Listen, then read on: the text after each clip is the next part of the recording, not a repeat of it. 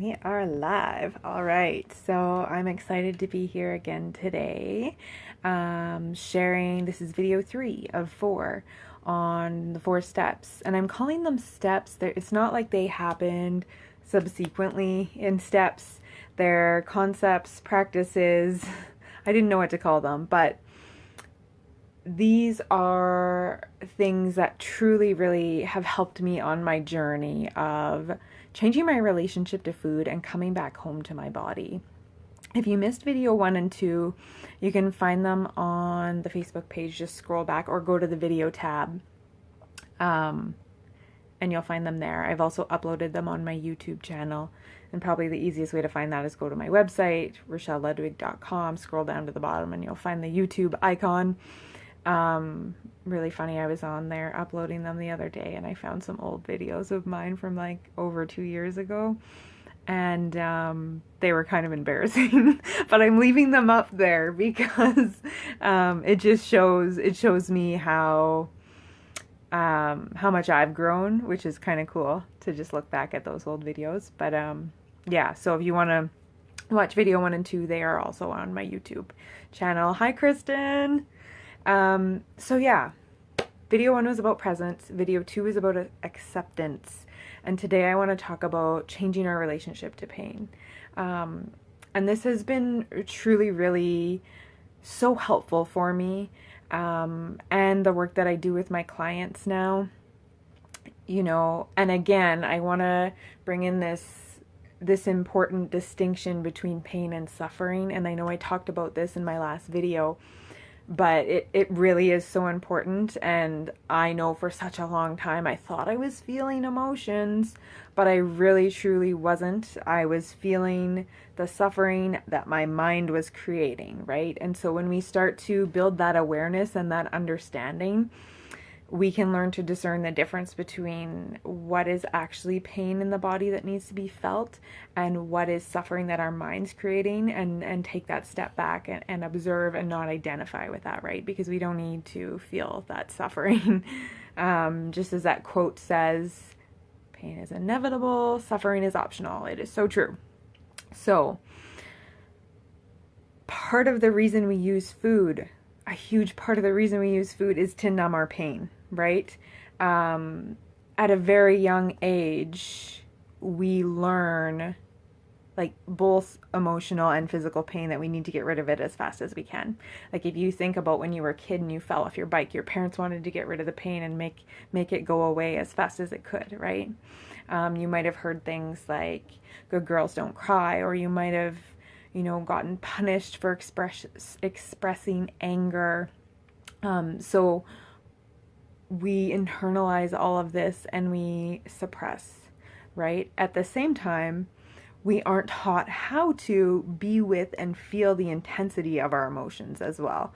So that's one reason why we turn to food, right? It's such a great and easily accessible, and sometimes even our parents give us food to help shift our state, right? And so we learn it that way. Another reason is along the way, when we stop feeling our pain, we become numb, right? And I believe I talked about this in my last video too. We have this spectrum of emotionality where pain's on one end, like joy and love and happiness is on the other end. But if we're not feeling the pain, we actually also don't have access to joy and love and all of those emotions that we do truly want to feel, right? And we end up in this middle ground, this gray area that is numbness. And so we also use food to shift our state from numbness and to give us that temporary high. We use it as a form of self-soothing, right? For comfort. So this is why we want to change our relationship to pain.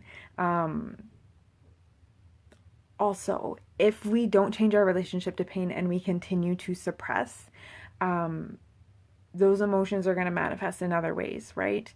And so, for example, one emotion a lot of us have an interesting relationship with is anger. We grow up thinking anger is aggression, right? But they're actually two very different things. It's just that aggression was what was modeled to us so often. And either it's very scary to us and we don't want to be that way, or we take after what was modeled to us and we do act aggressively. And aggression is when we are projecting that energy at other people, things, or ourselves internally, right? So anger is just a very fiery, hot energy that needs to move through us, and it can be expressed in a clean, healthy way. So with anger, I forgot where I was going with that. There was something else I was going to say at first, but I'll just go into how we change our relationship to pain. So with anger, the story I had with anger is that it scared me. And I thought that if I let that come up, I was going to hurt someone, right? So it terrified me. That was the association I had to that energy. And so I had to suppress it. But learning the difference between anger and aggression, and then allowing myself to look at how I could actually change that story. What really helped me was knowing that anger is a very also creative energy. It comes from the same chakra as creativity. So when I looked at that, I was able to go, okay, well, how about I change the story to my body just needs to release this energy and I can use it to fuel creative endeavors, right? Instead of that old association of this is scary, I need to suppress it because I'm going to hurt someone, right? Another emotion, unworthiness or shame, right? This is one that comes up a lot with my clients too. And we can shift, well, the story around that is often, I'm not good enough. I'm bad. I'm broken. There's something wrong with me. You know, we can change that story. And often, if we look at the root of that too, this is what I always do with my clients. We dig into the root of where that came from. And it's always from childhood. Some incident, there's a memory that comes up that the way it was perceived was that they were bad or wrong and not good enough, right? So when that emotion comes up, that's the automatic association. But if we look at what that child needed in that moment was love and acceptance, right? So we can change the association to, hey, my body is communicating to me that I need, or that my inner child needs love right now. So what this does when we're changing the associations is it encourages us to lean into the emotion instead of like rejecting it, numbing it, avoiding it. And here's the thing, this is so subconscious until we really start to look at it. It takes like a lot of awareness and a lot of intentionality to notice, oh, hey, I'm actually fighting this. I'm not accepting it. Because we can tell ourselves in our head all day that we are, but until we get into the body and recognize if we are or not, it's really, yeah, it's so important, right? And I've had this happen where I've thought that I've been moving through something like unworthiness, and I'm like shifting the beliefs around it that are coming up, right? But I'm actually rejecting it because I'm not feeling it. I'm not letting myself go there. And as soon as we lean in and let ourselves go there, we can move through it.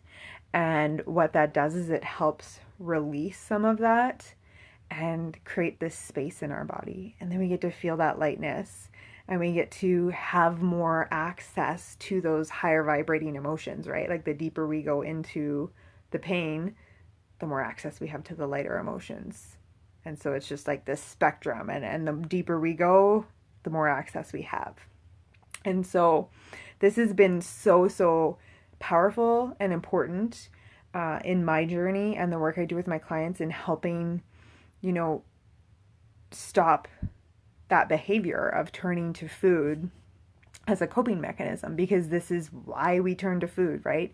To help soothe the uncomfortable emotions or to numb them. So another piece to this is creating safety, right? Because again, the reason we're turning to a behavior to avoid feeling our emotions is because as a child we didn't feel safe.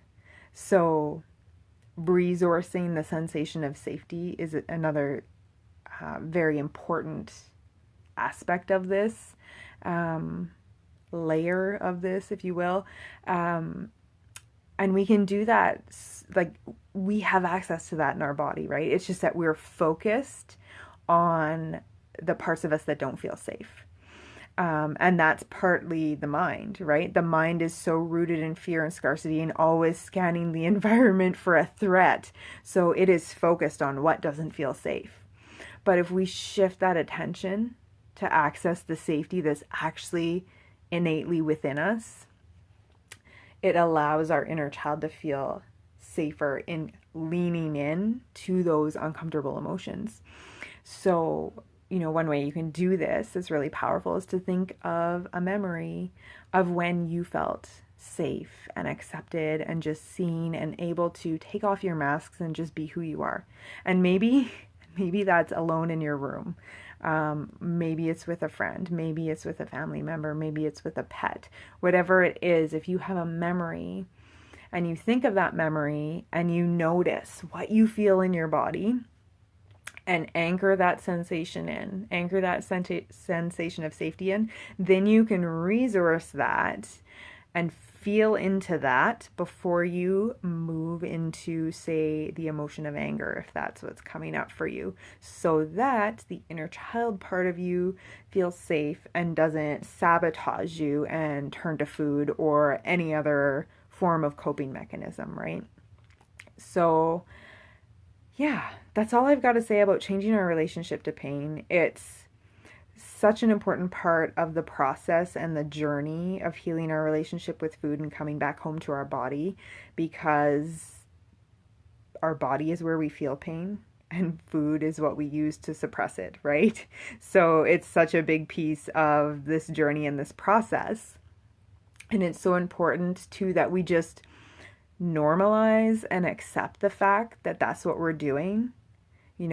It's so normal that in this society and the way we grew up, that we're turning to food to cope, right? Instead of beating yourself, instead of judging yourself, we want to move into that place of complete acceptance, like I talked about in the last video, because that's going to help us build that connection with our body when we're accepting that that's what's happening, so that we can, again, access those emotions.